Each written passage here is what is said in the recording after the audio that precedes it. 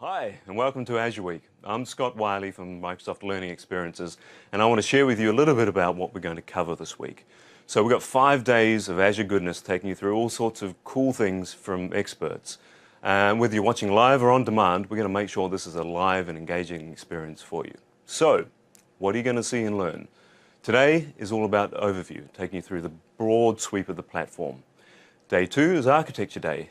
Design practices, architectural guidance, all that kind of thing. You know you'll love it. Developer Day is day 3. We're going to take you through a journey through the tools and the capabilities for web developers. Day 4 is Infrastructure Day. Learn how you can integrate your on-premises infrastructure with Windows Azure.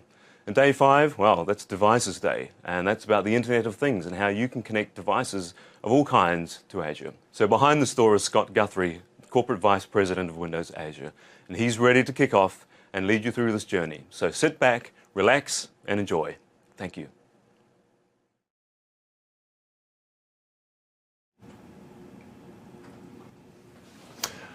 Good morning and welcome to Azure Week. My name is Scott Guthrie. I work on the Windows Azure team here at Microsoft, and I'm going to be spending the next sort of roughly 75 to 90 minutes with you walking you through Windows Azure, which is Microsoft's cloud computing platform, and talk through some of the great opportunities you can start taking advantage of with it today.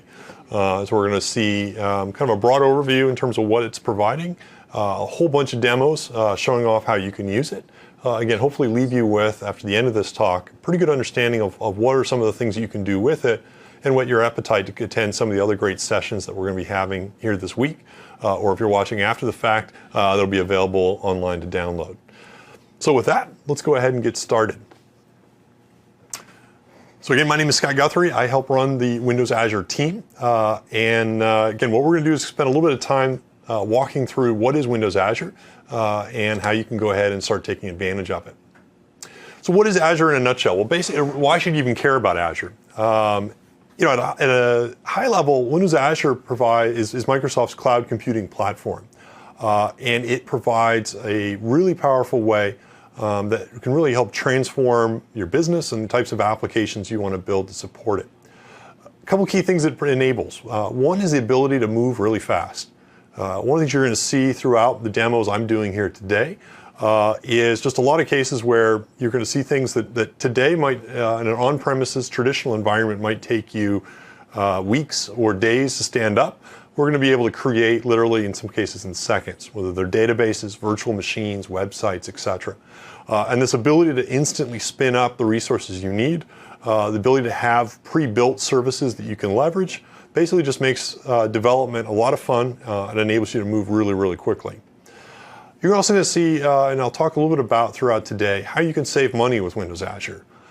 One of the things I always ask people when they start thinking about the cloud and trying to figure out, well, how is it going to help me save money, is ask, if you look at your average servers within your on-premises environments, or even in a hosted environment, and you look at what is the typical CPU utilization on those servers, for most people it tends to be about 10 to 15% average CPU utilization. And that's because there's times of the day when their servers aren't very busy. There's times of the day when the employees are at home or asleep. Or there's times of the day when the end users that are actually visiting the sites and those applications also aren't available. And so people tend to build out for peak, but the majority of the time, or for large periods of the time, they tend to be fairly quiet in terms of utilization. In an on-premises world where you actually have your own box that you're paying for, you always end up having to pay for that peak usage even if it's not being leveraged. The great thing about the cloud world is you can dynamically spin up and spin down resources based on only what you need. And in the cloud world, you only pay for what you use, which means that in those off-peak periods, you can actually automatically cycle down your servers or run them at lower utilization and pocket that money. And for most applications, you'll find that leads to a tremendous cost savings over what you do today. And then the other great thing about Windows Azure is it maintains what we call hybrid consistency. And this allows you to use the same programming models, the same core tools, and the same languages that you use with your Windows servers and SQL and .NET today on premise. You can also now run in the cloud and take advantage of those same things as well. And you can build applications that can run both on premises and in the cloud. And as I'll talk a little bit about later today, you can also build applications that can span both the cloud and on-premises environments. and really take the best of both worlds and really leverage them together. The end result, we think, is pretty differentiated. It's hopefully pretty exciting. And if you're a developer or an IT administrator watching this video, hopefully you'll leave over the next hour or so with a good sense of, wow, this is how I can get started, and here's some of the cool things I can do. So where does Windows Azure run? So Windows Azure runs inside Microsoft data centers that are distributed around the world. And we have a number of what we call regions that consist of multiple data centers that are close together. And what this map is showing you here is all of the regions that we've announced or have running today with Windows Azure. You can see here there's several running in North America, we have several in Europe, we have a whole bunch in Asia, we have new ones coming up in South America and in Australia, as well as Japan. And when you're a developer inside with Windows Azure, you can basically choose to run and deploy your applications to any of these regions around the world. And so you literally can basically just, within the dev tool or in that environment, you basically just point where do you want to go ahead and deploy and run it, and we'll actually deploy and run that application in that particular location.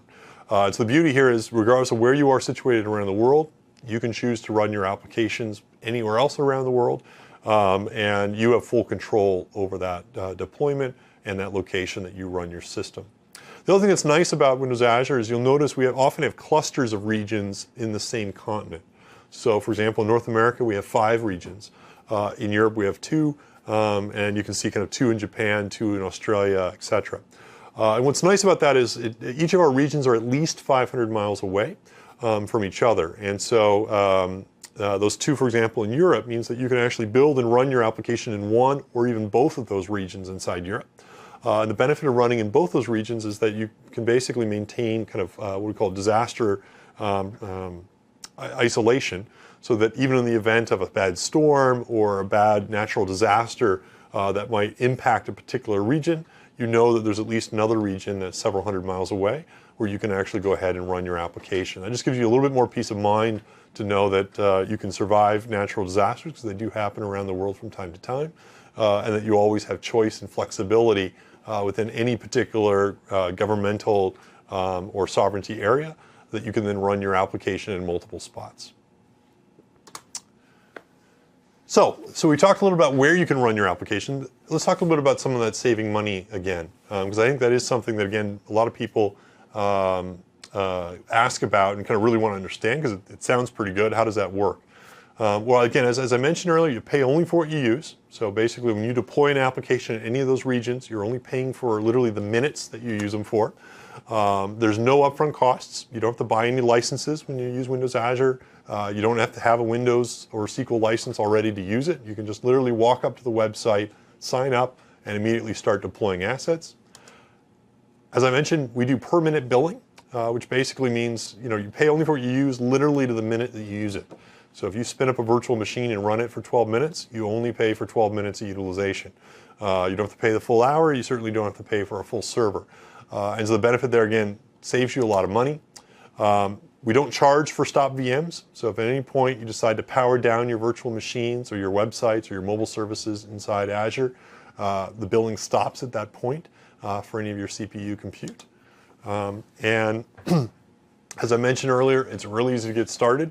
And since we've talked enough already, let's actually dive into some demos, and actually let's take a look at it in action. So what I'm going to do here is escape out here and go into my other machine,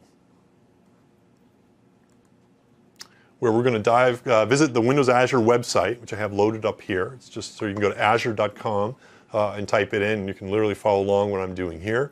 And basically, our website, we talk a little bit about some of the things that we provide and some of the differentiation we have.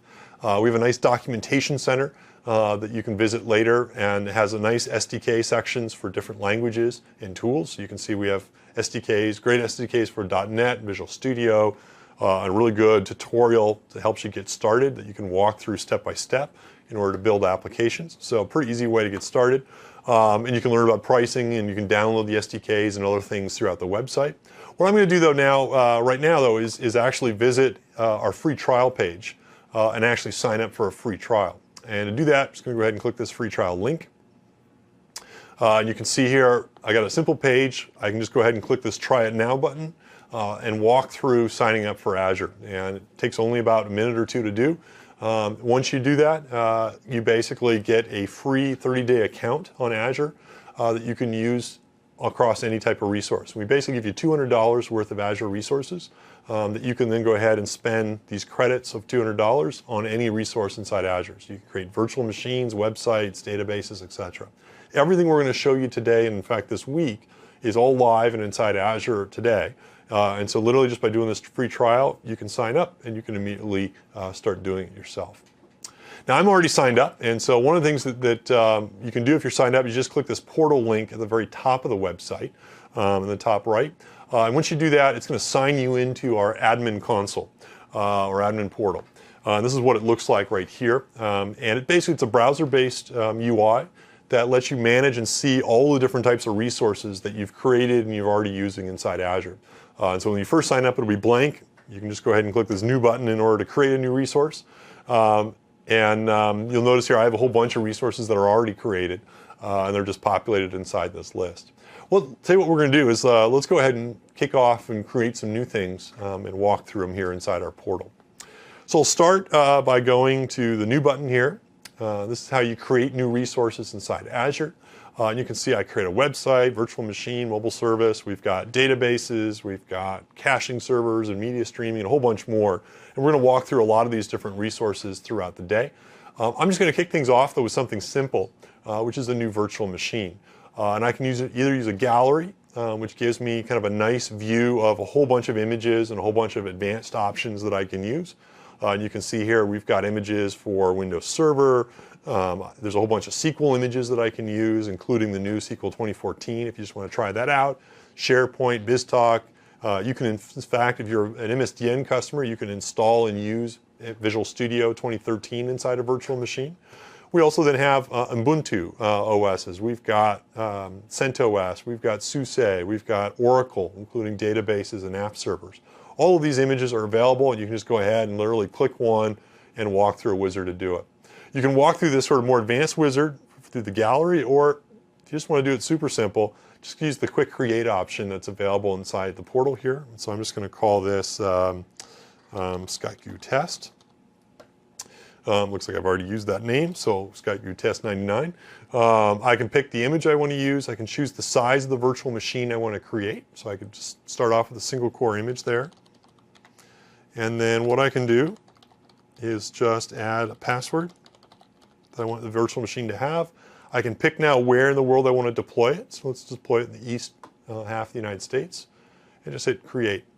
And that's literally all I need to do in order to spin up a new virtual machine in the east region of the United States. And basically within about 3 minutes, our virtual machine will be fully provisioned. And I'll be able to go ahead and click on it, log in, and start to use it as a full administrator on the system. Now, just so we don't have to wait those 3 minutes, I'm just going to go ahead and click on a virtual machine I created earlier called VM0 here. And so you can see I've launched into the portal. The nice thing about once you create a resource in Azure is we give you a bunch of diagnostic information about it. And so you can see inside this view here, I can see the CPU utilization of this virtual machine, the network, the disk I/O that's happening within it, all within this nice, easy to use dashboard. So it makes it really easy to kind of understand what exactly is going on. I can also click this monitor tab where I can add a whole bunch of more metrics to the dashboard. And so I can kind of see exactly what I want to do and configure it. And those will all surface directly inside this view. I can shut down the VM or reboot it, or you'll notice here I have a nice little connect button, which is what I'm going to click right now.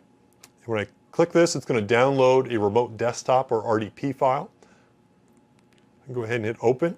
I can then log in using whatever username password I've set up earlier on that virtual machine. And what you're going to see here in just a second is this VM0 virtual machine that I created earlier, we're now remote desktoping into, and I'm now an admin on that box. And so this is basically a virtual machine running inside Azure with Windows Server 2012. And I'm a full administrator on the machine, so I can install anything I want within it. I can go ahead and install SQL or SharePoint or IIS or any custom things I want. If it was a Linux machine, I could go ahead and install, Redis or MySQL or any other Linux package on it as well. A couple things you can also do that are kind of nice about this is if I wanted to, I could go back into our portal here and I could attach a drive. And so you can see I can attach an existing disk, or I could just go ahead and say I want to attach another empty disks to this virtual machine. You can pick and say I want it to be 500 gigabytes in size. And if you just click OK, it'll go ahead and provision for us a 500 gigabyte volume that'll then be attached as a device into that OS. And once you do that, you can then go back into your virtual machine and just format it like a regular NTFS volume if you're in Windows, or an ext volume if you're on Linux, and mount it as a device. And then again, you can store anything you want within those drives. All of the data and all of the drives and storage that you use within virtual machines in Azure are persistent, which means even if you reboot this virtual machine, the data will still be there the next time it reboots. So again, very easy way for you to create a virtual machine, remote desktop into it, attach any drives you want to it. A little bit later on, we'll talk about some of the networking options that we have as well. And so you can attach network, you can configure DNS, you can do all those things, basically using the same types of skills that you have today to manage virtual machines on premise. And again, you can do it for both Windows as well as Linux. So we'll close this out here, but you can see, again, a pretty easy way you can go ahead and take advantage of this virtual machine and do whatever you want with it. Last couple things I'll just mention before we click back into slides is you can click this Configure tab. A couple things you can do that are neat on this Configure tab is you can configure the size of the virtual machine that's run. So we created that virtual machine. In fact, if you look, that virtual machine that we just kicked off is still deploying, it looks like. But once it's deployed, you remember we configured it to be a small VM inside that quick start menu. If I wanted to later change the size, I can just go into this Configure tab and I could say, hey, I want to run on an 8-core system. And all you need to do is just hit save. Azure will prompt you, do you really want to do this? If you say yes, it'll reboot the virtual machine, now running as an 8-core 56 gig system. That's how easy it is in order to increase or decrease the capacity being used by your virtual machine. And the beauty is, because you only pay for what you use, you could start small if you think your database is just going to be used for dev test or used for a relatively small tier 2 app. As it becomes more popular and you realize, hey, I'm starting to peg the CPU more, you can just go ahead and steadily increase the amount of CPU or the amount of memory available to that virtual machine. And you're only paying for the cores and the memory that you use at any particular minute. And so you only have to pay again for what you actually need, as opposed to have to over provision the virtual machine up front. That's a nice feature that Windows Azure provides. Again, makes it super easy for you to go ahead and scale basically only as you need to and save a whole bunch of money by not over provisioning. So we're going to go back to our slides now. Let's talk about some of the other cool features we have with virtual machines and what you can take advantage of. So, to summarize again what I talked about earlier in terms of capabilities here, you can run both Windows and Linux with virtual machines. So you can basically use whatever OS you want. You can run anything inside those virtual machines you want, so there's no restriction on what software you use within it. You can install any database, you can install any app server, you can install any framework or any language. And you can run these machines standalone, meaning they're each a unique machine with their own IP address on the internet. Or what you can do is you can take advantage of a cool feature we have called virtual private networking and some of the other networking kind of capabilities that we provide built in. And this allows you to take these virtual machines, put them together, and actually have an application that consists of multiple machines with a bunch of cool advanced options. Let's talk about a couple of those that you can take advantage of. One of the things that we hear from a lot of customers that they want to be able to do is be able to take multiple machines and stitch them together and enable what's called load balancing across them. And we have a cool feature called load balancing that's built into Azure, and we also have a cool feature called availability sets that enables you to run those virtual machines in a highly available, reliable way. And I'm going to spend a little bit of time in this graphic talking through how you set that up, and then we'll look back in the portal and how you configure it. So let's talk about each of these features separately. The first one here is called an availability set. And the idea behind an availability set is it allows you to deploy your virtual machines in Azure and run each of those virtual machines on separate, what we call fault domains or isolation units. And so, for example, if I have 2 or 3 virtual machines, I might want to make sure that they're each running on separate physical servers so that in the event of a server failure, I wouldn't lose all of my virtual machines at once.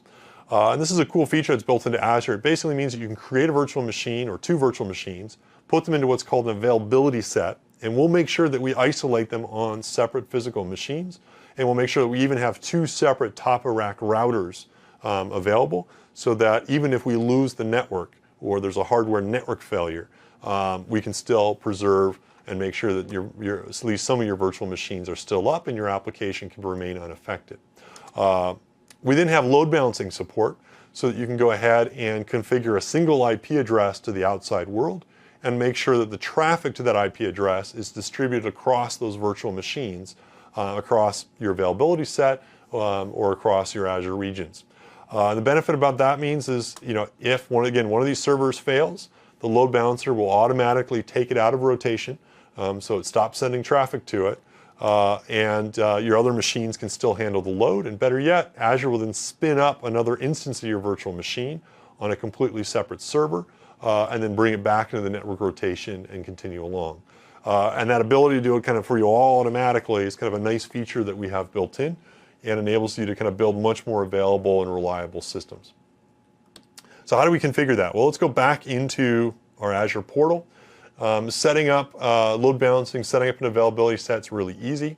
All I need to do to create an availability set here is I just go to the Configure tab of a virtual machine, and you'll notice I can create a new availability set, or if I already got one, I can add this virtual machine into it. And so you'll notice here I've got a VM0 and a VM1 virtual machine. And if I go back here, you can see there's VM0, there's VM1. I can click into each of those, and just again, by going to the Configure tab, I can add them into this web server availability set, and I just named web availability set. If I had database servers, I could add them into a database availability set. And just by doing that and hitting save, this will now make sure that my machines are in separate availability sets. And that way, if I have a server failure, only one of those 2 virtual machines should ever be affected. Even if I have a network failure, only one of those 2 virtual machines should ever be affected, and the other machine will be up and available and working just fine. We also use this availability set concept so that every time we patch the underlying host operating system of the machine that's hosting the virtual machine, we always bring down the virtual machines one at a time inside the availability set, so you never have to worry about, if we're doing, say, a patch update, ever bringing down both virtual machines simultaneously. So again, this is a nice way you can add high availability into your system. Clicking on the Endpoints tab allows you to configure what external ports are available from these virtual machines to the outside world. And so if you want, you can add a new endpoint or port that you want to configure.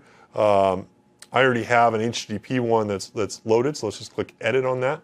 And you'll notice I have port 80 exposed. And if I go ahead and select this, you'll notice that if I scroll down here, I have both VM0 and VM1 open up on this port 80 port.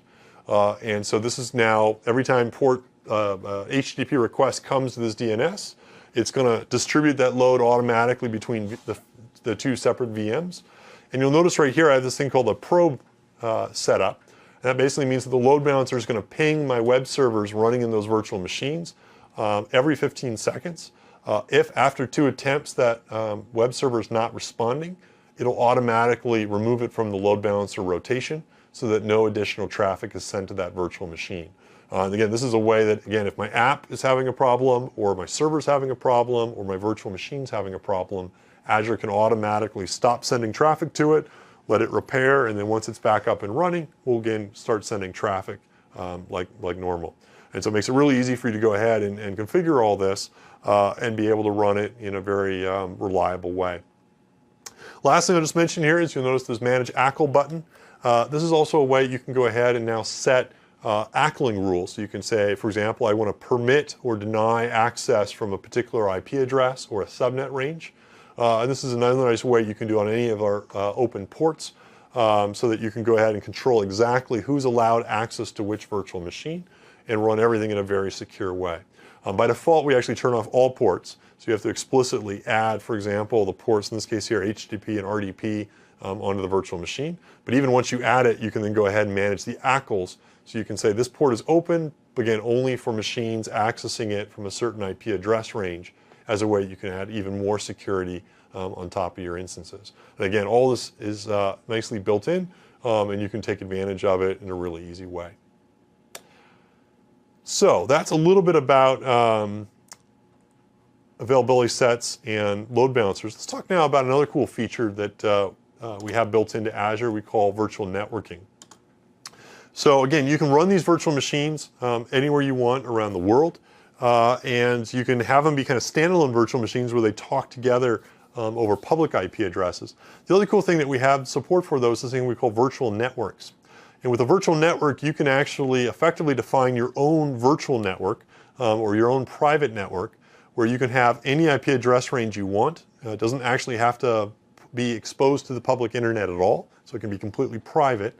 And it allows you to do machine-to-machine communication, again, over this private network so that only the machines that are on the private network can talk to each other. This is great for kind of security scenarios where you want to go ahead and have like your web servers talk to your database servers and make sure your database servers don't have to be exposed on the public internet. It's also really great for cases where you want to go ahead and connect the machines you're running inside Windows Azure to your on-premises corporate network or some other data center around the world where you're already running machines. And what you can basically do is create a virtual network inside Azure. You can go ahead and tunnel to that network that's running in that corporate environment and securely tunnel over the internet. And then you can basically have the machines talk to each other over private IP addresses that only are available to your machines. In addition to supporting the ability to tunnel over the internet, you can also go ahead and now take advantage of our dedicated fiber option within Windows Azure we call ExpressRoute. And what that lets you do is you can basically get a lease line or a fiber connection from, say, AT&T or Equinix or your other telecommunications provider. And at that point, all of the communication from your on-premises environment to Windows Azure is going over your own private fiber link to us. That means nothing goes over the public internet, and you can make sure that all your data is fully secure. Again, everything's going over your own private fiber that you've leased from your telecommunications provider. And so that gives you even additional kind of guarantees around performance. It can also make you feel a little bit better around security and isolation as well. Now for this virtual network capability though, and you can try out this virtual network all using the trial that you sign up for. This one doesn't require private fiber. Again, you can use the private fiber if you have one, but most people don't get private fiber for the first 30-day trial. But if you just want to use the trial, you can basically connect and set up what's called a site-to-site virtual private network tunnel. This allows you to have any number of machines running in your corporate environment connected here to Azure. Again, we also have this nice option we call point-to-site. And what this lets you do is, once you enable it, you can basically tunnel from your desktop machines, including your dev environments, into a virtual private network running inside Azure. And this basically provides a really nice way for dev test environments or cases where we have developers that are working remotely at home, where they can go ahead and attach themselves into that Azure environment and be able to very easily go ahead and debug as well as work with those systems. So both variety of different options you can take advantage of and really powerful solution that you can use. So let's talk about the last thing here, which is command line automation. And basically one of the things kind of I've shown a lot of right now inside Windows Azure here is how you can go ahead and configure everything using our nice admin portal. So we'll go back to that. Then again, you can basically configure virtual machines, databases. We talked about virtual networks. Let me just go ahead and click on this virtual network tab here. You can see I can go into my virtual network, and in the same way I can see my virtual machines, you can see I have a virtual network defined. I could create a new one just by saying new virtual network, quick create, and define one. I could add machines to it. Again, I can configure certificates. I can do everything through the portal, which is a really great way you can go ahead and just sort of explore and learn about all the different features that we have. But one of the things I want to make sure you also leave knowing is that everything you do through the portal, you can also do from the command line as well.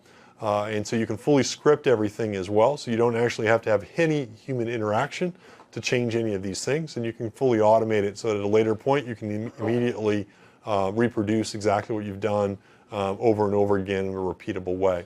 And there's a variety of different ways you can do that. One is through PowerShell. So you can see here I've got a simple little PowerShell script where if I wanted to, I could go ahead and say, let's create a set of virtual machines. They're going to use this VM image. I'm going to have them be part of this web availability set. I'm going to have, say, 2 or let's say 20 virtual machines added to it, each of size small. And you can see here, I could basically, with this little for loop, just go ahead and create a new virtual machine. I could then go ahead and once it's created, tunnel into it. And you'll notice here in this PowerShell script, I'm going ahead and installing IIS and configuring it with the inet pub directory all set up. And so literally, in a matter of just a couple lines of PowerShell script, I can go ahead and fully configure a web farm of 20 virtual machines, all running an availability set, all with a load balancing endpoint set up, all configured based on a custom Windows VM image with IIS and whatever application I want within it. And I can just kick off the script, and literally in a matter of minutes, I've got my web farm completely configured. In the same way, I could go ahead and create new IIS VMs, I could create SQL databases, etc. Everything inside Azure can be configured this way. And what's cool is, if you go to the Windows Azure website, visit our documentation center, in addition to having a whole bunch of documentation for our language SDKs and by service, you'll notice there's this little automated script section. These are popular scripts that we have already pre-written that you can visit, or you can visit our script center to find out more scripts available there. And so you can see if I want to create a virtual machine with 2 data drives, that's one popular script. Go ahead and click it, and you can see here we've got the script that you can check out. You can copy and paste it or download it. And it makes it really easy to do common operations, or what I commonly do is just download the script and then tweak the settings and combine them so I can basically automate everything myself. And again, the scripting center makes it really easy for you to figure out how to do all this stuff, and you can visit and start using it on our Windows Azure website today.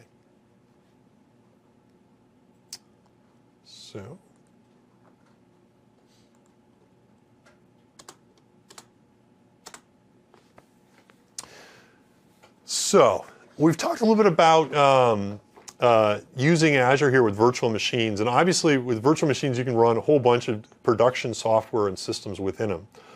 You can go ahead and run public website, you can run a database, you can do a bunch of things. The other thing that's kind of cool about running with Windows Azure though is the ability for you to also go ahead and use these virtual machines for what we call dev test scenarios. And so this is cases where you want to basically spin up a virtual environment that you're going to go ahead and use for with Visual Studio or with any other language environment in order to go ahead and remote desktop, run and develop and test your apps. So you could use these for build servers or integration servers if you want to run your tests. You could run them for stress tests, perf tests, pretty much anything you want. You can go ahead and spin up these virtual machines and use them for those types of environments. A couple of things that are cool about Windows Azure is that every MSDN customer, if you're an MSDN subscriber, gets free Azure benefits that you can take advantage of. And basically what that means is that when you sign up for Azure, if you sign up using the same Live ID or Microsoft ID that you have associated with your MSDN account, you don't need to use a credit card, you don't even get asked for a credit card, you can immediately sign up to Azure.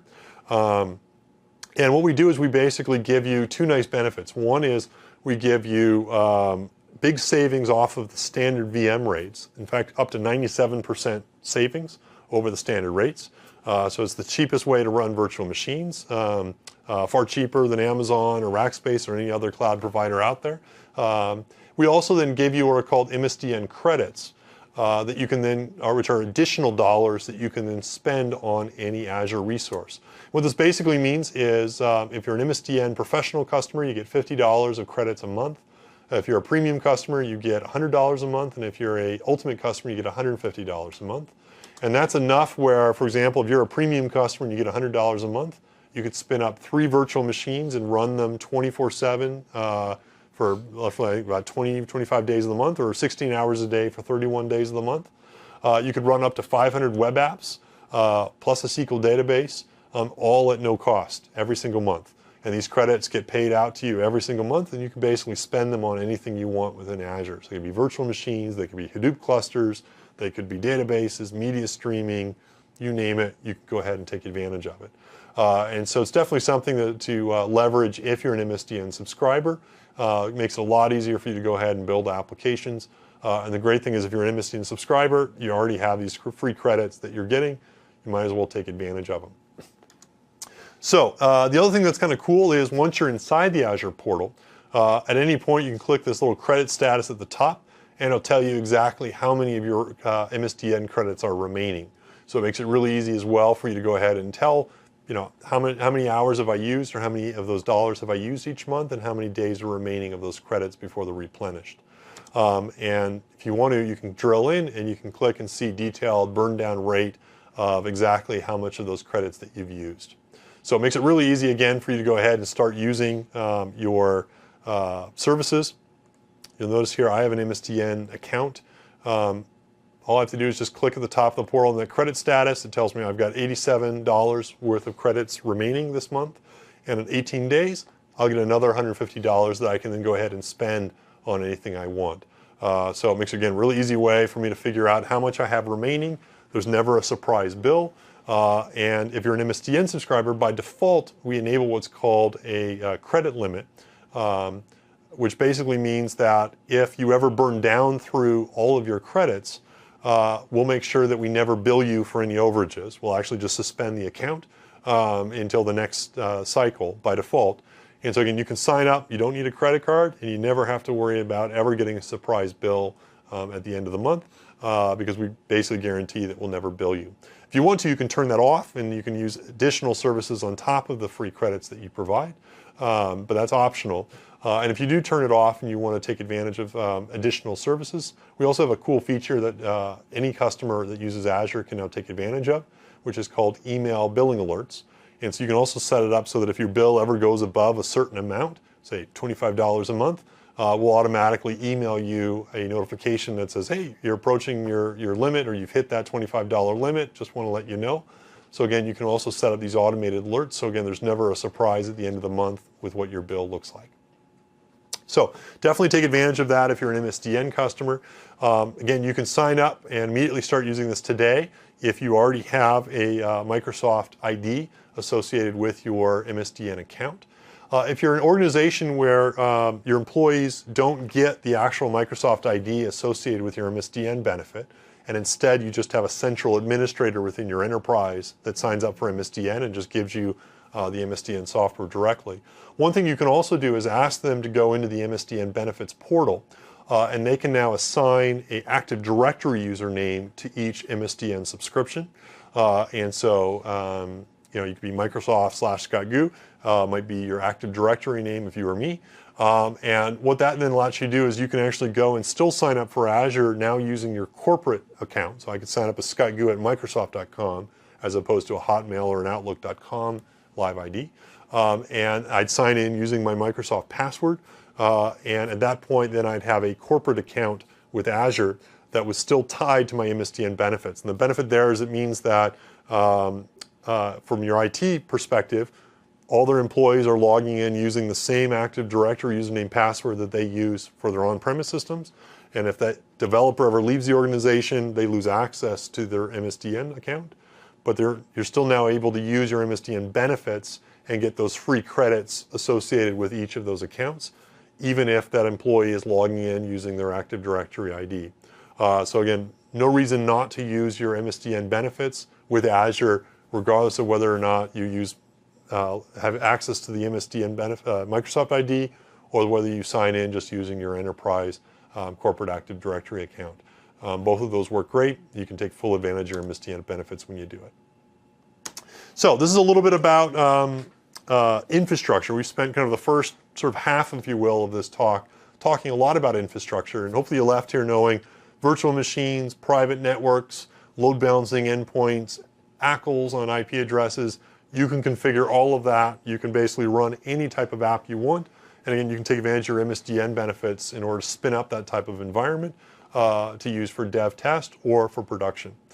What I'm going to now switch gears though is actually talk not just so much about the infrastructure pieces we have in Azure, which are powerful and you've seen, but a lot about what we call our app capabilities that we provide as well. And the goal behind these kind of managed services that we provide, or app services that we provide, is that they enable you to focus more on app development and not have to worry as much about the infrastructure plumbing.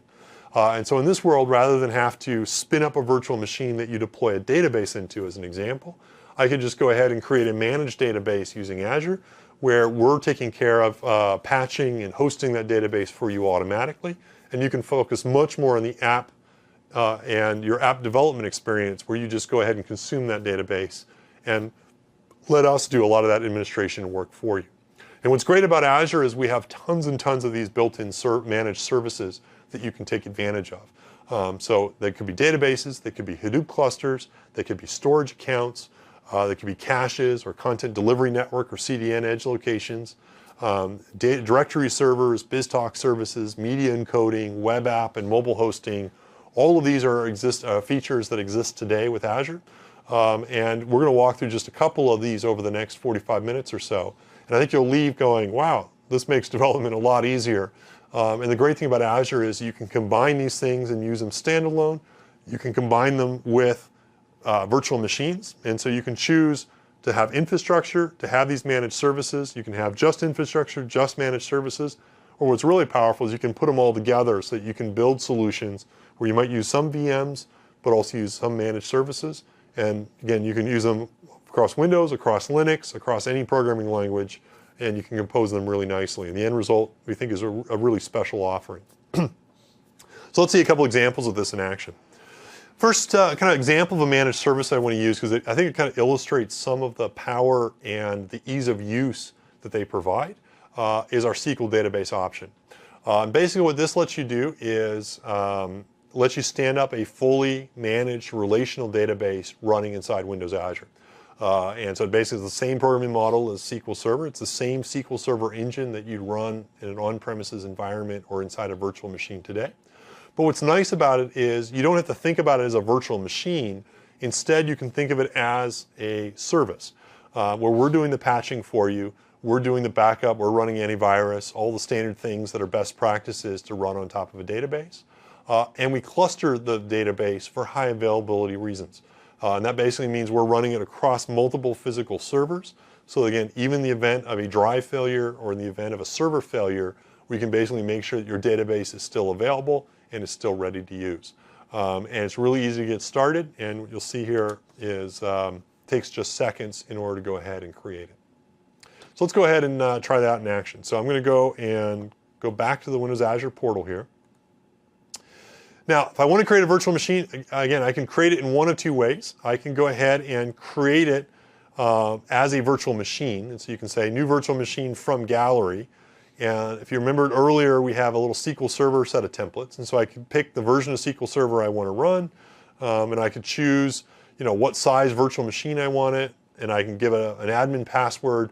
And this will spin up a virtual machine that has SQL Server already running inside of it that I can now go ahead and use as a database. And that's an example of kind of a virtual machine or infrastructure way in order to handle it. Now the benefit with that is I have full control over the database. So I can put anything I want inside that database. I can manage that virtual machine however I want. The downside though is I have full control over that database, which means I'm responsible for backing it up and doing all of the kind of DBA activities that you'd expect on top of that virtual machine. But it's still a nice option to have. What I'm going to show you now is how to take advantage of our SQL database service option, which is another way you can go ahead and spin up a database. Instead of clicking Compute Virtual Machine, I'm just going to go ahead and click Data Services, SQL Database. And I can do a custom create option, or in this case here, I'm just going to do a quick create. And I'll just call this the ScotGoo TestDB. Name it whatever I want. I can choose which server I want to run it on. So I'm just going to run this in the West US region. And I'm going to go ahead and hit create. Now before I hit create, think to yourself for just a moment, like when you create a database today, or ask your IT department to create a database for you, how long does it take before they spin up a server that you can go ahead and use this database within? Does it usually take hours? Does it take days? Does it take weeks? Does it take months? For a lot of enterprises, it typically is at least a couple days. Sometimes it's a couple weeks in order to actually spin up a database that you can go ahead and use. And you have to fill out forms, and sometimes you have to buy licenses, and you have to do a lot of kind of back and forth, sometimes bureaucracy in order to do it. Now, if you're a developer using Windows Azure or you're an administrator using Windows Azure, you can literally just click Data Services, SQL Database, Quick Create. and then just click the create button. Let's count how long it's going to take now. So 1 1000, 2 1000, 3 1000, 4 1000, 5 1000, done, 5 seconds. That's literally how long it took us to do. We now have the ScotGoo TestDB database created, and we're now ready and we're in business. So literally 5 seconds, we now have a database. This has the database loaded. This is all ready. You'll notice here, here's my server. If I click on the dashboard view, just like you saw with virtual machines earlier, we have a nice little dashboard view. Because I'm focusing as this is my service view though, instead of showing you, disk I/O and how much memory is being used, instead we're actually focusing on a very much more of a database view of this infrastructure. So you notice here we've got, we'll show you how many deadlocks have happened, how many failed connections, how many successful connections to this database. So just the stuff you need to care about as a database user or administrator. I can grab my connection strings to start programming against it. You'll notice we've got .NET, OWC, PHP, and Java available. Basically I can click this manage link, or I can connect to this using the SQL Server Management Studio that I'm already familiar with and use on premise. I can now manage that database as well, this database we just created, using those same set of tools. Or if I'm a Visual Studio user, I can also connect to this database from the Visual Studio Server Explorer. And that's how easy it is to use. Literally in a matter of seconds, I've got a database fully provisioned, and I'm off to the races and ready to go. If I later want to scale this database to make it bigger, I can just go click on the Scale tab here, and I can choose what edition of the database I want to use. So right now it's a 1 gig database. In the web mode, I'm going to go up to the business database and make it 150 gigs. We'll go ahead and hit save. 1 1000, 2 1000, took 2 seconds. And now that database is now 150 gigs in size. And usually when I show people this, I was telling someone last week, and they said, well, so what just happened? It's now 150 gigs? Or is that a ticket to ask someone to increase it? No, no. We just scaled it to be 150 gigs. It's now ready to be used. It's 150 gigs. That wasn't queuing up some work item. That literally was all the work that was necessary in order to make this database now 150 gigs in size. If I want to scale it back down and realize, oh, I don't really need it that big, just go ahead and hit save. And again, in about 2 seconds, that database is now 1 gigabyte in size. Because you only pay for what you're using, if you just keep the database at 1 gig for right now, you're only going to pay for a 1 gigabyte database. If in a couple months you need 150 gigs, you can always scale up the database as you need it, and you only pay for what you use. And so that again translates into a whole bunch of cost savings over what you get in a traditional hosted or on-premises environment. What's also nice about the SQL database option is it does not require you to have a SQL Server license. So you don't have to buy a SQL Server license. You don't already have to have bought one or have to use one. You literally can just go up to Azure, sign up, use your MSDN credits, or if you're not an MSDN subscriber, you can basically go ahead and sign up for the free trial. Create this database. You don't pay anything during the trial. But even after the trial is over, you don't have to pay much. A 1 gig database inside Windows Azure today costs you, I think it's about $9 a month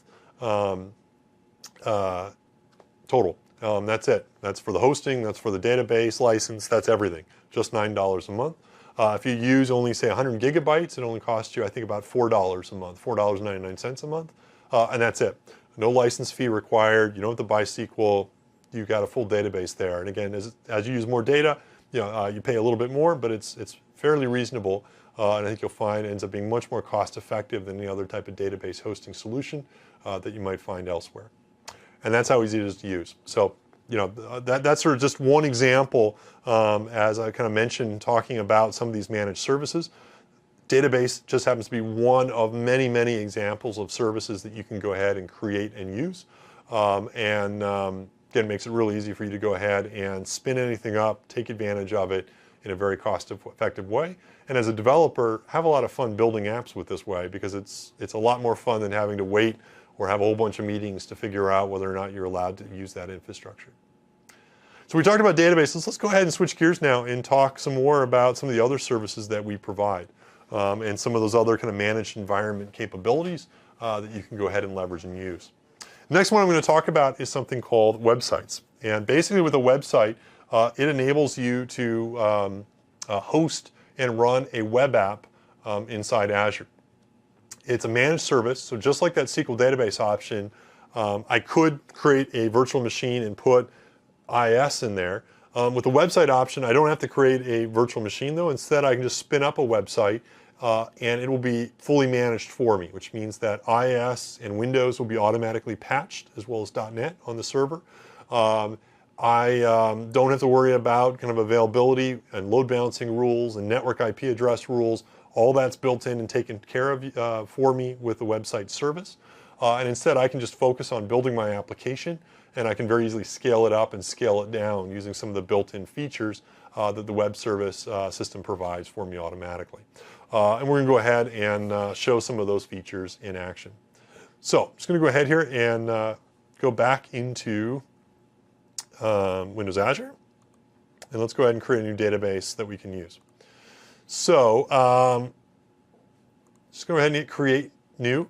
Again, I could create a virtual machine and manually install IIS inside it and set it all up. And we saw a little bit earlier on with that PowerShell script, as well as when we created that blank Windows Server VM, how easy it is to do that.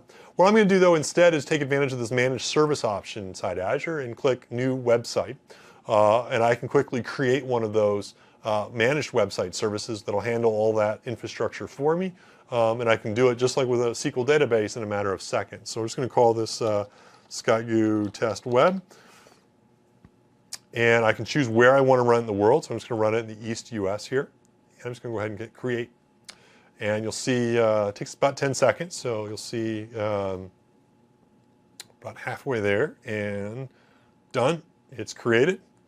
There's that ScottGoo Test Web site that's been created and is ready for me. And I now have a website up and running that I can go ahead and use. You see when I click on the dashboard view, we've got a kind of a nice view that shows me things like CPU time, data in, data out, the number of errors, etc. So a nice kind of view that makes it really easy for me to see the health of my service. Now right now I don't have any app deployed in it. So let's go into Visual Studio and change that. And we'll just close this project. I'm just going to create a new project. I'm going to use the ASP.NET Web Application template. We'll call it the ScottGoo Test Web. Can use whatever template I want. I could use web forms, I could use MVC, I could use web pages. I could also use PHP or Node.js or Python as well if I want to use other languages or frameworks. In this case here, I'm just going to create my standard, standard MVC project template here. And there we go. So this is created. And I'm just going to right click and publish this to Azure. And so we have a built-in publish wizard that's built into VS 2013, or you can download the Azure SDK and it works on VS 2012 and I think VS 2010 as well. And you can just go ahead and right click and hit publish. And then what's cool is you can go ahead and hit import here, and I can choose to deploy to any of the websites that I've created inside Azure. There's the ScottGoo Test Web app that we created just a few moments ago. Hit OK. It's going to download what's called some publish settings for me automatically. This is how I can go ahead and deploy it. I can now just go ahead and hit the publish button. And this is going to go ahead and start uploading content into that website that we created just a few moments ago. And once it's deployed, it's going to run it. And you should see here in about 5, 4, 3, 2, 1. And so since someone on watching this video live was actually, I think, pounding on the site while I was deploying it, something went wrong there. It would be normally going ahead and deployed. I'm not quite sure why that didn't work. Let's go ahead and make a change and see if we can redeploy that in order to fix it.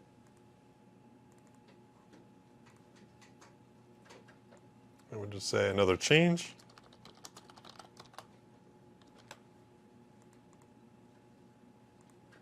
It's the beauty about doing this live. You can see here it's easy to make changes and redeploy things.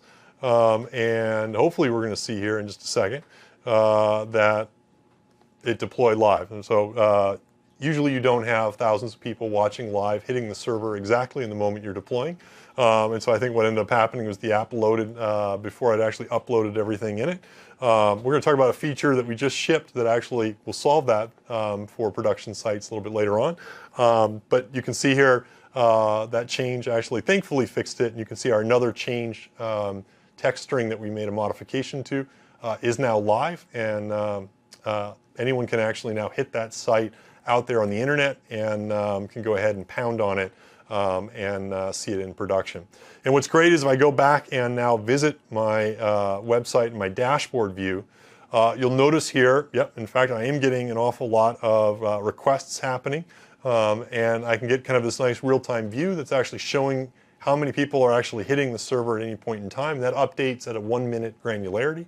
And so as this site continually gets loaded and accessed, you'll see that that data is continually refreshing.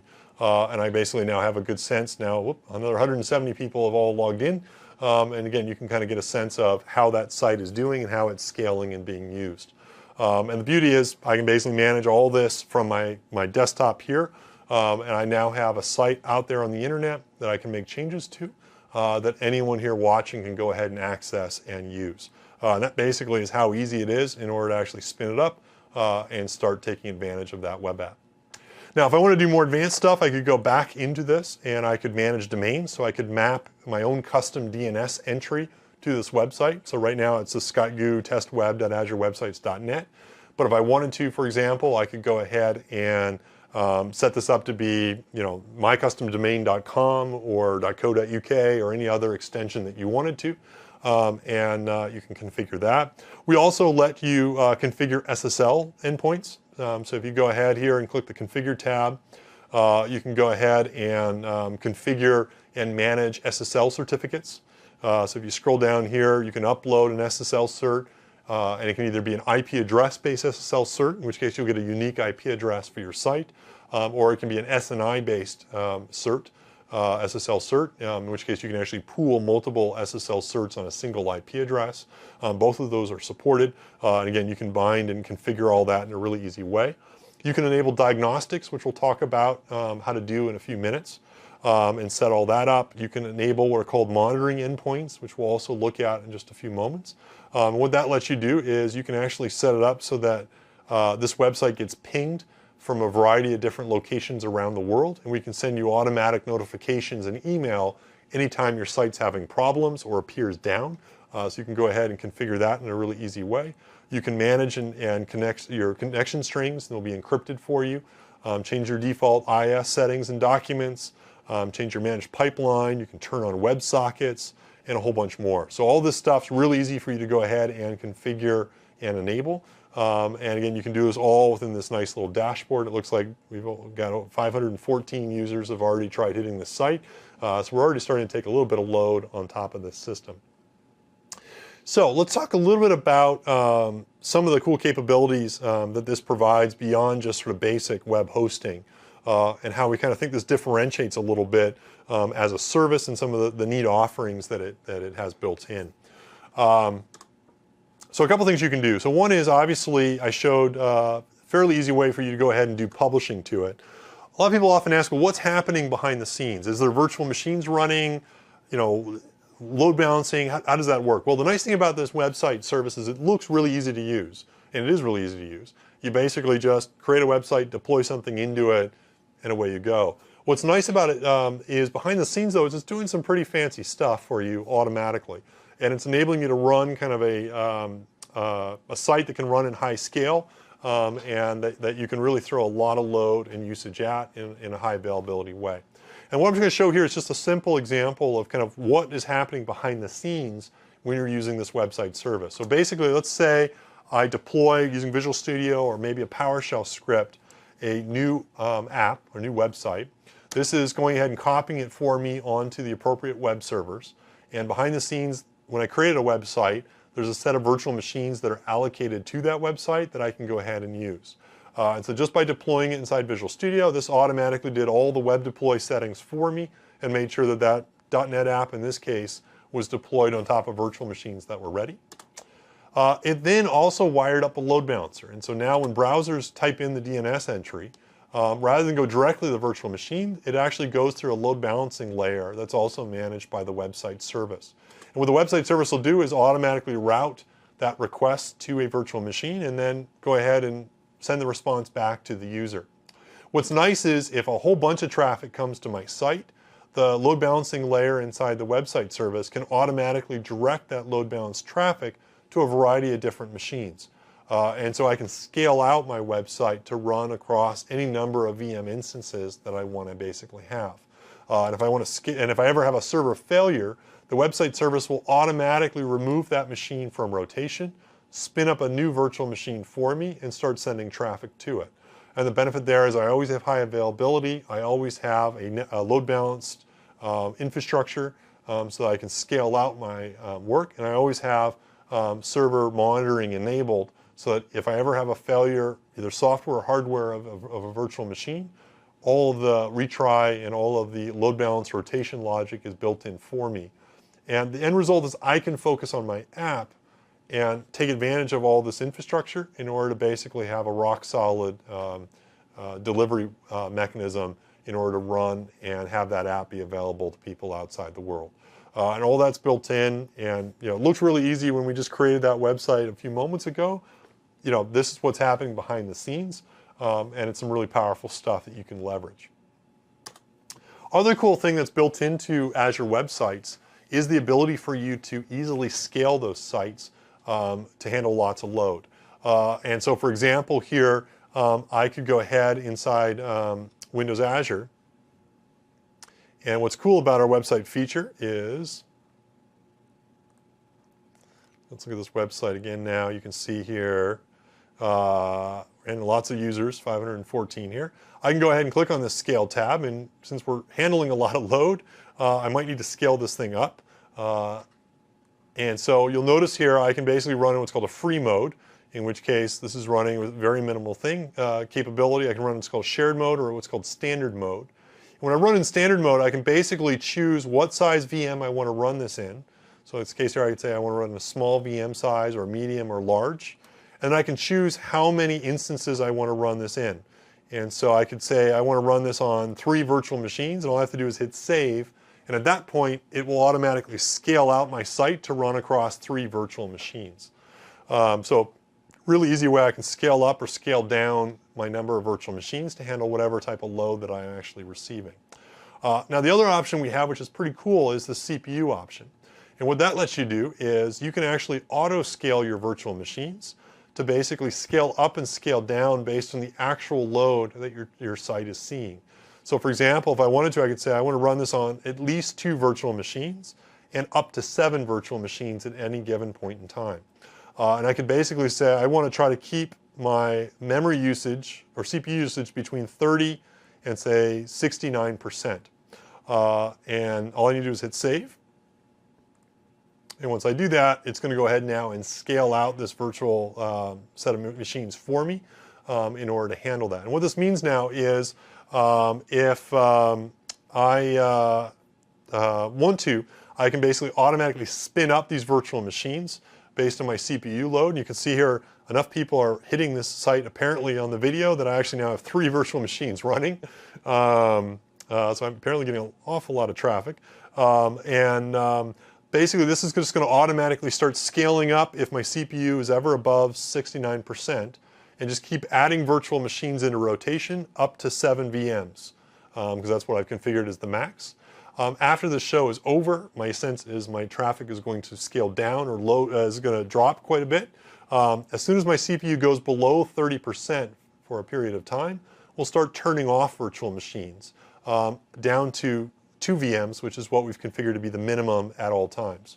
And so literally just by hitting save there, I can now scale up and I can scale down my virtual machines automatically and handle any amount of load. And the beauty there is, again, it's I basically don't I'm only paying for what I'm actually needing.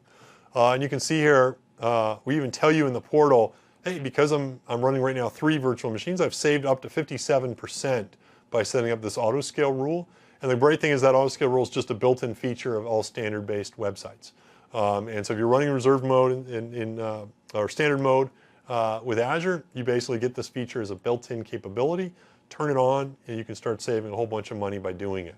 And the beauty here again is as your site gets hammered or hit quite heavily, you can go ahead and automatically scale up and scale down the traffic you need. You can see our site is starting to go crazy in terms of traffic, which is great. The beauty is my simple auto scale rule is going to save me a bunch of money and make sure that I always have server capacity available in order to use. So that's a nice cool feature that's built into websites. Another cool feature that's built into websites that we just shipped last week that you can now start taking advantage of is something we call staging. And this is a pretty cool feature. And it actually would help with the problem that you saw a little bit earlier on where I tried deploying that website while I had hundreds of people hitting that URL apparently. And my site was in a partially deployed state where half the files had been deployed and the other half hadn't. And that's why we saw that little error message as the app was loaded while it was in that intermediate state. And what staging lets you do is it lets you set up for any particular website a staged version of the website that you can use in order to actually prop your content into, test it out, and then swap it into production in an atomic way so that users never see an intermediate version of the site. And setting up's really easy. All you need to do is just click this Enable Stage Publishing button. This is going to go ahead now and create a new website that'll be paired up with this ScottU test website. And if you click it here, you'll notice it just shows up in the portal underneath the main website. And if I go ahead and click on this, you can see this staged version of the website will show up in just a second. And it basically gives me a view so I can kind of see what I can go ahead and use. So I can click on, the ScottU test website here. We'll skip that. This is that production version. And then again, I can go back and click here on the staging version of the site. And once I do that, I can go ahead and click on the dashboard view, or I can click on the scale view, and I can configure and set up this website in order to deploy settings within it. And all I need to do at any point, whoops, keep navigating away, but all I need to do at any point in order to swap these things is just go ahead and click the swap button. And so I can deploy stuff into my staged website, test it out, and then swap it into production and go back and forth between the two. And again, provides a really easy way that I can go ahead and deploy things, test it out, swap it, and make sure that no one is ever seeing that site in an intermediate state. And that's how easy it was to create. If I swapped it right now, you'd see a blank site, so I'm not going to, because apparently I have now another 1,000 users that have signed up and visiting the site. But that's how easy, if I wanted to swap it back and forth, I could do it, and provide a really easy way you can make sure that your site's always available, and that you can go ahead and very easily manage it and coordinate it in a simple way. Other cool features that we have now built into websites that I should mention while we're here is this cool feature called Web Jobs. This is another neat feature that we just deployed last week. And basically with a web job, you can go ahead and upload a background task into your website. And so this provides a way you can upload it as a zip file and run this job continuously. It can be a little exe file or it can be a script. And this is a really nice way you can run background tasks that, for example, pull things off of a queue or hit Twitter to download feeds that update in a database so that you never block your main web UI. And the nice thing is you don't have to have a separate VM in order to run these tasks. You can now just upload them into an existing website, or you can just create a separate website and upload it there as well. And you can now run these background tasks as well. And all that's nicely built into the website model, and as a feature you can just take advantage of in a really easy way within your system. So we've talked about a whole bunch of these features: scaling, scale out. We've talked about the staging, production swap feature, web jobs, etc. Lots of really cool features you can take advantage of with websites. And generally we find the website feature tends to be one of the most popular features that people use with Azure, just because it just simplifies making web hosting really easy. And more importantly, it enables you to kind of take advantage of powerful features like autoscale, like staging and production, so that you can actually not only make it easy, but you can really do really powerful stuff with it. And that's where this next kind of set of flow I want to talk about also comes into play. And it's called our DevOps workflow. And what you'll find as you're kind of building for the cloud is now that you can spin up resources really easily, now that you can deploy things really easily, you can actually start to change your overall development workflow as well. And what you can do with this development workflow, it ends up being pretty powerful. It lets you basically, with DevOps, basically develop, deploy, operate, and learn in a continuous cycle potentially multiple times throughout the day. So some people in a traditional world would deploy an app maybe only once a week or once every couple days.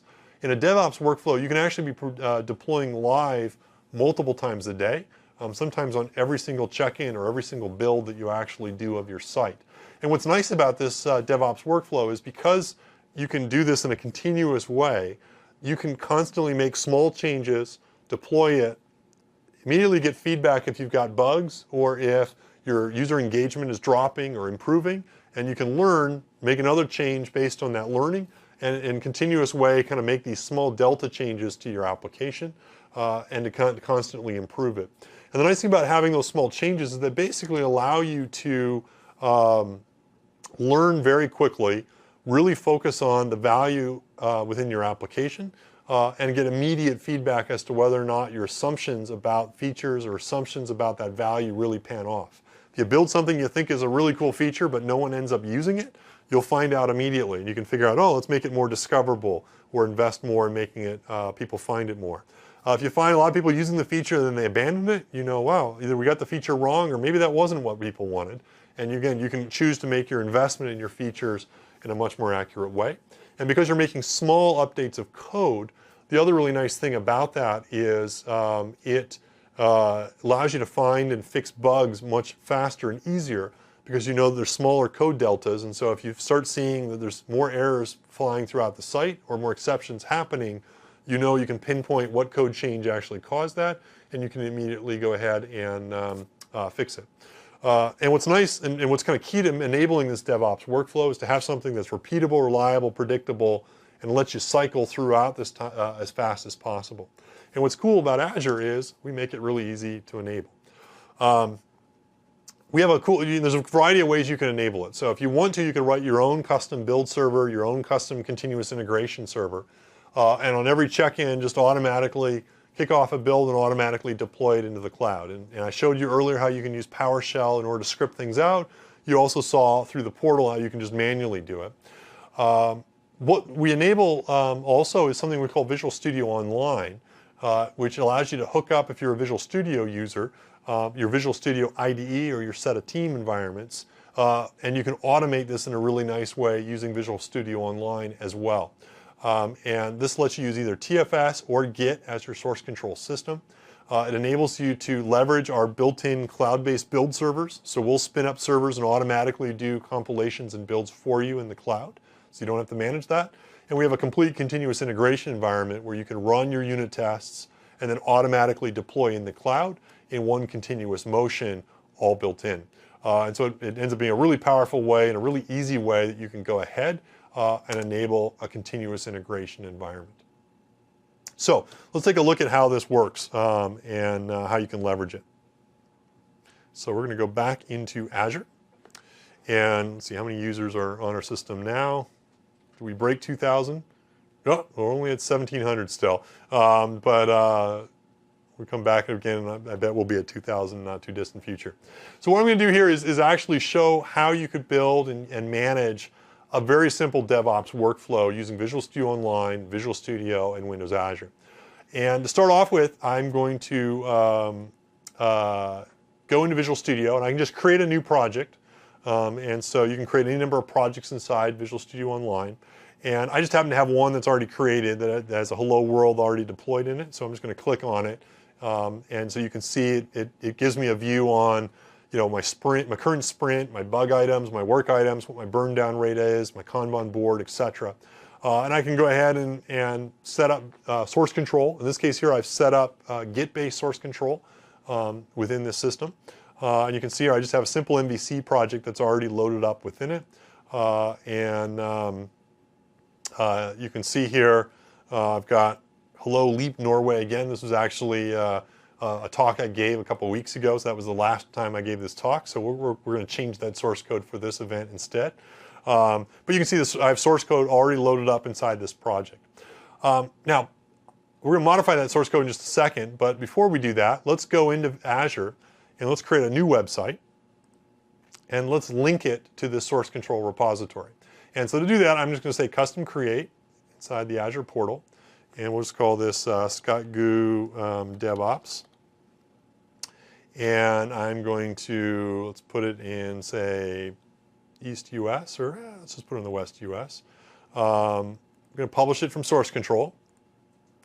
And you can see here I can choose to link this to a variety of different source control repositories. I can use VS Online, I could use like a local Git repository, I could use GitHub, and I can enable the same DevOps workflow with GitHub if I wanted to. We even let you link it to Bitbucket if you want to use things like alternative source control providers that are out there. I could use Codeplex, external repository. I can even use Dropbox. Bitbucket enables me to do Mercurial, GitHub, TFS Online lets me use Git, Dropbox lets me use just Dropbox. So a lot of different ways I can link this flow. In this case here we'll use Git using Visual Studio Online. I'm going to link it to my Visual Studio Online account. Use this little Authorize Now button in order to give Azure access to my Visual Studio Online repository. And then you can see here I got this sort of simple automated Hello World project. We're just going to go ahead and link this website to. And so you'll see here the SkyGoo DevOps website is being created. And in just a few seconds it should be done. So hopefully, there we go. So that's SkyGoo DevOps. Don't go clicking it because there's nothing in it yet. Basically I've got the SkyGoo DevOps site set up. And if you click the deployment tab, one of the things when you set up a project with this kind of source control linkage is you'll see that there's a new deployments tab that'll show up in the browser. And what this lets you do is it'll go ahead here and let you see what the status is of your Visual Studio Online builds. And so you can see I'm linked to a Visual Studio Online project. Right now there's no deployments in here. That's because we haven't actually deployed anything into our Visual Studio code repository. Let's change that. So we'll go into Visual Studio. I'm going to go ahead and open up this automated Hello World project. You can see inside here it says Hello Leap Norway again. Let's actually say Hello Microsoft Learning. Instead. So we made a change. I've enabled Git on this project, and I'm using the built-in Git source control tools that are now part of Visual Studio. And you'll notice inside my Server Explorer, it's basically marked this file as changed, so there's a pending edit. Just go ahead and right-click Edit, and I'm going to right-click and I'll hit the Commit tab, or Commit button. And it'll launch me into the Team Explorer window. I'm just going to say Changed Text. Commit this locally. So I've just committed this change to my local system. I'm now going to go ahead and sync this up to my Visual Studio Online project. So I just go ahead and hit sync. This will merge the changes I have in my local box with the ones that are in the hosted online. If I go back into Visual Studio Online here and just hit refresh on this particular file. And if I click the file and hit refresh, you'll see Hello Microsoft Learning is now the source code that is live in that VS Online project up in the cloud. And if I click on the Build tab here, one of the things you'll notice is I have the SkyGoo DevOps CD build definition that's been created for me. This was automatically set up for me when I went ahead and linked my website to that online repository. And alternatively, if I wanted to, I could go inside Visual Studio and there's a Build Definitions tab that I can go ahead and connect to.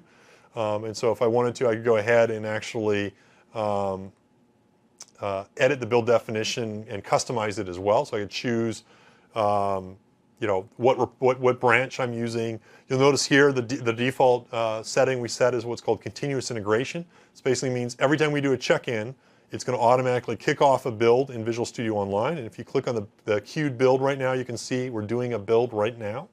And once this build completes, it'll actually run through all the unit tests, and then it will actually go ahead and deploy that project into my SkyGoo DevOps website. And so this build is building and running. It'll probably take another minute or so in order to complete. And once it does, then it's going to go ahead and deploy it automatically into that SkyGoo website, and I'm good to go and I can start using it.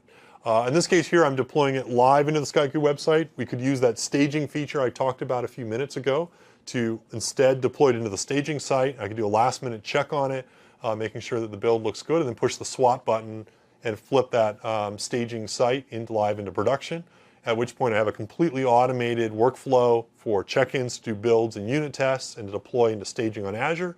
And I can then either automate it, or I could just do have a manual person just put the swap button, so I always have some human before we go into live that does just as the last minute validation. And at that point, I can now be deploying this website literally dozens of times a day, all in a continuous way, all with guaranteed consistency across builds and across tests, so that every single time I do my deployment, my builds, and my tests, I know that I'm always doing it the exact same way, and I have much more confidence in doing it lots and lots of times throughout the day. And as you saw here, that's pretty much how easy it is in order to actually queue it up. Looks like our build just completed. And if we go back here now inside here, and let's just go back here and click deployment. You'll see, there we go, our website actually deployed. It's live, and if you click the About button, it says Hello Microsoft Learning. And so literally that was how easy it was in order to set up this website using a free Azure account. So it looks like a lot of people are hitting it right now, so you might actually run into at some point that I've exhausted my free quota. But I set up that website, I linked it to my Visual Studio Online Git account. I went ahead, made a change in Visual Studio, pushed it to my Git account. It did a build, it automatically deployed it, and that deployment is now live in production. If I did another deploy, it would start, they would each show up here, and you can actually click on them and hit redeploy in order to actually redeploy back into that site. So I can roll back and I can roll forward. And if I enable that staging feature, I can go ahead and have the staging feature be where my builds are automatically deployed to. I could test it out using a staging URL, and then just hit the swap button in order to actually switch it back live into production. All automated, literally, as you saw here, just took less than a minute to wire up end to end. And now I'm in business, and any number of people across my team now can basically be working on this site and kind of enabling it in a really easy way. Other things in terms of cool features I could take advantage of. I mentioned this DevOps flow. You want to get this nice cycle where you're developing, deploying, operating, and learning. One of the things I always say about learning is, running a live service or running a live system is a little bit like the game of Frogger, in that if you've got good, and if you've ever played Frogger, you're going to have to get this little frog from the near end to the far end of the game without something hitting you. And there's lots of things hitting you from left, right, and center. Unexpected spikes in traffic, some bad code that accidentally got checked into production, etc. If you get good diagnostics, though, at least you know what's happening and you can figure out how to hop from around to around. Without good diagnostics, it's sort of like playing Frogger in the dark, and it ends up being really, really hard. And I think for most applications that people build, whether they're on-premise systems or they're ones hosted in a hosting account, one of the trickiest things is often figuring out and getting insights into what's really happening in the system, so that when something goes wrong, you can immediately figure out what the problem is and diagnose it in a really easy way. And one of the things that's nice about Azure is we basically not only let you develop, operate, and deploy apps into production, but we also have really good logging and telemetry features that make it really easy for you to go ahead and actually understand what's happening in production after you actually went ahead and deployed it. And I'm just going to walk you through just a handful of features, since we're running out of time, that you can use in order to do that. So let's go back to the SkyGoo DevOps website that we just deployed. One nice feature you can do if you click on the Configure tab is scroll down here, and we have a couple nice features here in the application diagnostic settings and in the site diagnostic settings that you can take advantage of in order to learn more about what your site is doing and how it's actually operating. So for example, let's say I want to enable my HTTP logs in order to actually be stored. And one of the things I can do here is I can just go ahead and create a new storage account in order to save my logs. And so I can just call this my SkyGoo DevOps demo, and I'll just create a new little container here, and I could go ahead and hit save.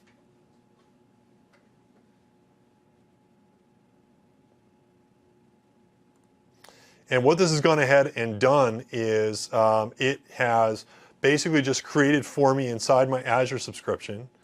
And you know what? I just realized let me configure that on a different site that's in the East US region. And I'm going to do that only because otherwise I'm going to have to enter my password, and I don't want to show it in front of all thousands of people. So I'm going to enable it on the site we created earlier here. So I'm just going to go ahead and enable this storage thing here. Click Manage, and I have a SkyGoo logs already created here. So I'm just going to create a new container, and we'll call this SkyGoo logs demo. Hit OK here. We'll hit Save. And what this is going ahead and doing is it is basically gone ahead and it is going to create for me a new log container account. You can see there is my SkyGoo logs demo container inside this little storage tool that's right here. And if I now go ahead and browse this site a few times and hit different pages around it, I'm generating activity on this site. If I come back inside here and hit refresh, occasionally takes about a minute or so for this, the logs to show up.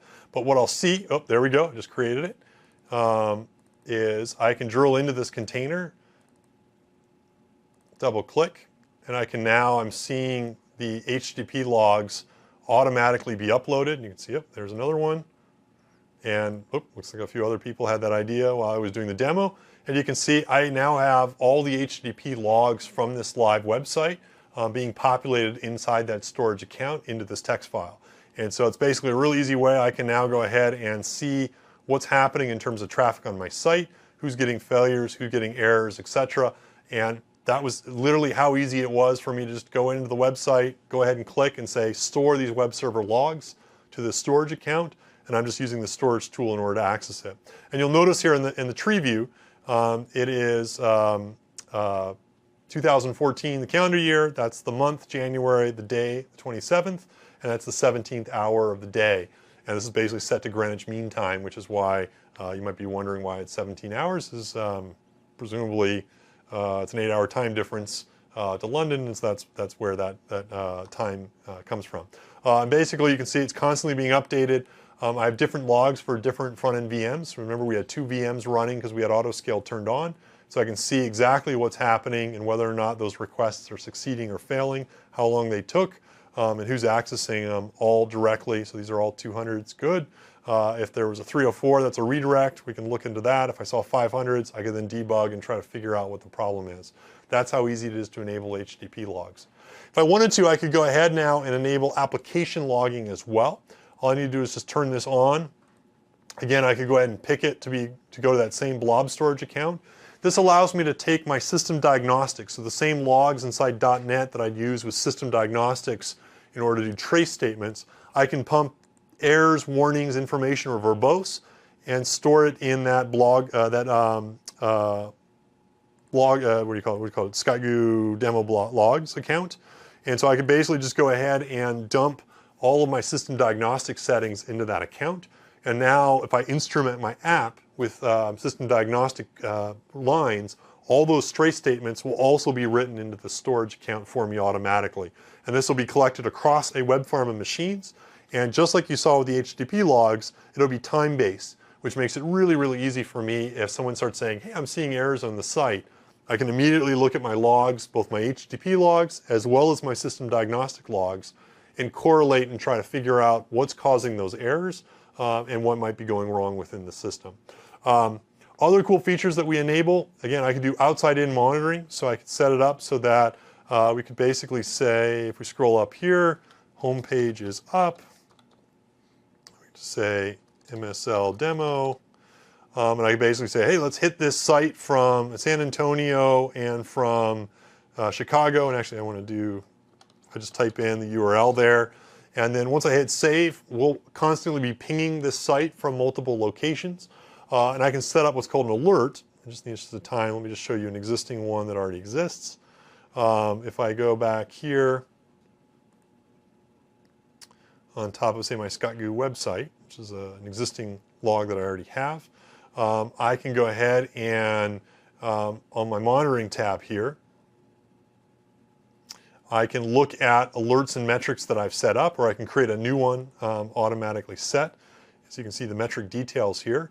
And so this is constantly hitting my site from outside locations. You can see the average millisecond response time for that site. I can set up a rule. So if I wanted to, I could say automatically anytime, for example, let me actually look at a rule that I already have defined here. I can set up a rule so that anytime my site or my, click here, and you can see this rule. I basically set it up so that anytime this site basically goes above 5 seconds, it automatically sends me an email. You notice it hasn't fired in the last 7 days, which I guess is good.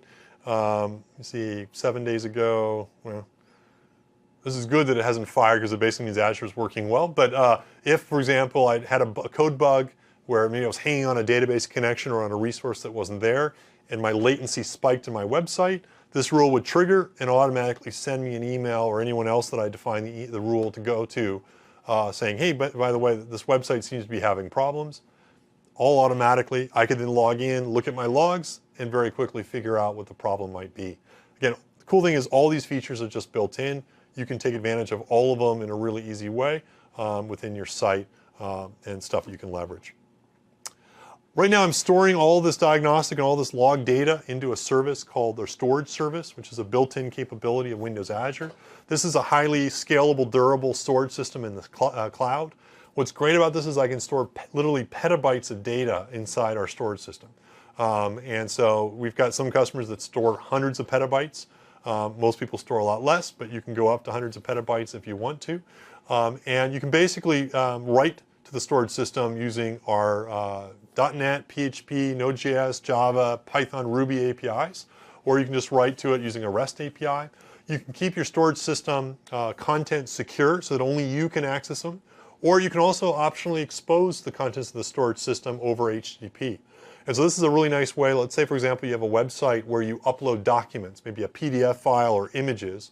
Rather than always have to access them and stream them through a web server or a website, you can go ahead and upload them into the storage account, mark that file as public, and then you can get back a URL that you can then give out to people, and they can access those files directly off of the storage system. And you can do it either publicly, or you can lock it down to make it more secure. All that's a nice, really built-in feature of our storage system. Other cool feature we have is something called import-export capability. This is a new feature we have now with Azure. It's basically if you ever want to import or export a lot of data into the storage environment, you can basically create a storage account using the portal. Just create a new storage account, quickly create it where you want to go. And for example, this ScottGoo logs storage account was where I was storing those HTTP logs. And you can monitor it, manage it, and set up alerts for it just like you could a website. This import-export feature then is kind of cool. And basically what it lets you do is if you want to import a lot of data or you want to export a lot of data, it allows you to actually send us a hard drive of that data. And you can use this wizard and you basically just FedEx us and we give you a special code. And you can FedEx the drive to us and then we'll just plug it in and copy the data directly into your storage account. So if you've got terabytes or terabytes or petabytes of data that you want to ingest, this provides a really nice way that you can go ahead and through a hard drive without having to go over the internet, stick it on, encrypt it, send it to us in the mail, and 2 days later we can go ahead and have it live for you up there on the site. So if you're in a place where you have low connectivity or you don't want to saturate your network or you don't want to spend days uploading stuff, this is a really easy, really inexpensive way. I think it's $40 per drive. So you can put 4 terabytes on this drive and send it to us. And for $40, you'll have all that content uploaded and ready in the site. No additional charge, no bandwidth charges apply. Likewise, you can remove any amount of data from the site from your storage account as well. So again, if you want to do a lot of processing of data, you want to store a lot of data, it's really easy for you to import and export it directly from our system. We also have more features. I'm sort of running out of time, so I'm not going to be able to go into too many more. But for example, if you wanted to use Active Directory in the cloud, we have a nice Active Directory service that we run as a managed service. So you can create an Active Directory instance, just like you saw me would do with a website or with a storage account or with a database. Literally takes about 10 seconds and you have Active Directory stood up in the cloud. What's great is you can integrate it with an on-premise directory. So that means that, in the same way that your machines can connect to an on-premise environment today, you can set it up so that you connect your directory server in the cloud to your on-premise environment so that your users show up in both locations and people can basically single sign on in the cloud or on premises using the same Active Directory accounts they already have. And this makes it really easy for your users, your corporate users, to actually access applications in the cloud using their corporate credentials. So it enables you to use the same security environment you already use for on-premises apps and instead run them in the cloud. You can also use them to basically connect on to, say, Salesforce.com or Concur or Workday or Office 365 or any other third-party SaaS solution using that same environment as well. And what's nice is setting up the sync relationship is really easy. You basically just run a simple tool on your Active Directory account and you basically can just cycle through this. So do it once, and at that point, your Active Directory in the cloud is synced with your Active Directory in Azure, and basically your users can basically sync back and forth in a really simple, clean way. And it's really easy to enable. Once you do that, you can also, within ASP.NET, just go ahead and create new web applications, publish them using websites like we showed just a minute ago. What you can enable when you create that app is just click this new Change Authentication option inside Visual Studio, point it to your Active Directory running inside Azure, at which point you can do single sign-on with this website without you having to domain join that website, without it having to be part of your corporate intranet. But you now have the same corporate security credentials that you can use. For accessing an on-premise server, your users can now log into that website with autoscale, with the staging and production, with all of that DevOps workflow stuff that I showed. You can now have as secure an application as you would on your intranet, taking advantage and running inside the cloud. So I know we're over time, but just want to close by showing. So I'm going to close in just a minute. I've only shown you, scratched the surface of what you can do with Azure. I've shown only virtual machines, and I think we talked about SQL databases and websites and Active Directory. There's a whole bunch more capabilities that you can leverage inside Azure. This slide talks about just some of the services you can use. They're all pretty much as easy as the ones that I showed here. If you want to build a mobile backend for an iOS or a Windows 8 or Windows Phone or Android client, we've got a great mobile services backend that lets you do that. If you want to do push notifications so that you can broadcast push events to mobile devices, we got a great service for that. If you want to encode video and stream it in the cloud, we got a great service for that. We've got BizTalk services if you want to do B2B or EAI interactions in the cloud. We've got a Hadoop cluster service, so if you want to ingest lots of data, maybe over hard drives, or generate those log files, and then spin up MapReduce clusters in order to process them, it's really easy to spin up Hadoop inside our cloud, and a whole bunch more. And every month and pretty much every 2 or 3 weeks, we launch a new service which provides more capabilities that you can leverage and take advantage of, and you're going to see us continually with Azure ship these types of new services that you can go ahead and leverage and use. And hopefully you've seen, in this last hour and a half, how easy it is to get started with Azure. It enables you to move really fast, save a lot of money, and take advantage of this consistency, and hopefully build some really cool stuff. To learn more about Azure, definitely watch the other sessions we're having here this week. You can also check out friday.azure.com. This is a weekly series with Scott Hanselman, where we show a nice quick 10-minute video that kind of has him walking through what you can do with Azure and kind of explaining some of the background contents around it. And then also go to our Windows Azure website, sign up for free. Every demo I've shown you here today, you can do yourself. And if you're an MSDN customer, use that same Microsoft ID that you use with your MSDN account, and you get free credits that you can leverage as well. And I think you'll hopefully find cloud's really fun. You can do some really great stuff with it, and it makes development better than ever. And hope you give it a try and hope you enjoy it. Thanks so much.